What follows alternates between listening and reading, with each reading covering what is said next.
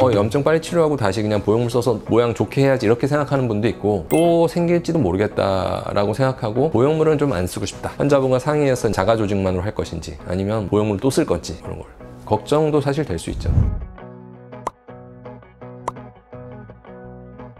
수술에서 사실은 이제 무시할 수 없는 부분이 안정성 이런 것도 되게 중요하긴 한데, 모양에 대한 만족 이런 게 또 되게 중요하잖아요. 그런 면에서는 현실적으로 한국 사람이 이제 코 수술에서 어떤 보형물 사용을 뗄래야 뗄 수가 없는 부분이 있죠. 자가 조직이 갖는 장점이 많이 있지만 현실적으로는 보형물 쓰는 비율이 훨씬 더 높아요.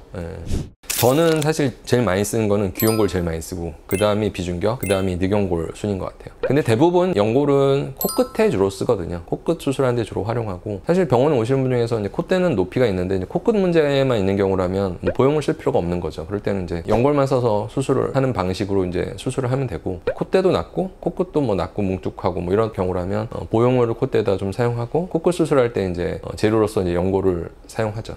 자가 조직이랑 인공 보형물을 같이 투입하는 경우도 사실은 대부분의 코 수술은 두 개를 같이 쓴다고 봐야죠. 콧대 실리콘, 코끝에 연골, 다 그 조합으로 하는 거잖아요. 기본적으로 높이는 수술을 할 때는 인공 보형물과 자가 조직을 같이 쓰고 있는 거죠. 본인들도 이제 주변에 뭐 한 사람들이 있거나 이런 걸 경험한 분들이 있잖아요. 간접적으로 좋은 결과만 주변에 있는 건 아니고 했는데 뭔가 부작용 생기거나 그런 분들이 또 주변에 있는 경우도 있잖아요. 걱정도 사실 될 수 있죠. 그래서 이제 걱정 반, 어떻게 보면 기대 반인데, 보통 이제 수술할 때 실제로 이제 실리콘을 써보고 그게 이제 부작용이 얼마만큼 생기나를 보면 1%가 안 된다고 생각을 하거든요. 그러니까 그렇게 많은 경우에 생기는 건 아니라서 너무 그게 굉장히 빈번하게 생긴다라고 또 생각하시는 환자분들이 있거든요. 상담을 하다 보면. 근데 그렇지 않다. 그래서 그런 어떤 확률적인 거를 봤을 때는 뭐 충분히 쓸만한 재료죠.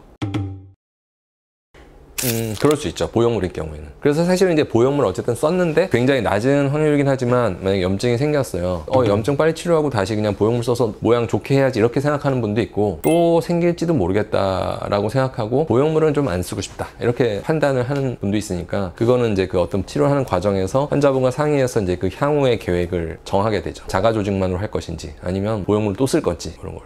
어떻게 보면 그 1% 정도의 부작용까지도 없앨 거냐 말 거냐의 선택입니다. 그거랑 모양, 자가 조직만 써서 내가 기대하는 모양을 만들 수 있는지가 되게 중요한 거죠. 힘들다면 오히려 이제 그런 리스크, 염증이 생길 수도 있지만 보형물 써서 콧대를 높인다 이렇게 이제 판단하게 되죠.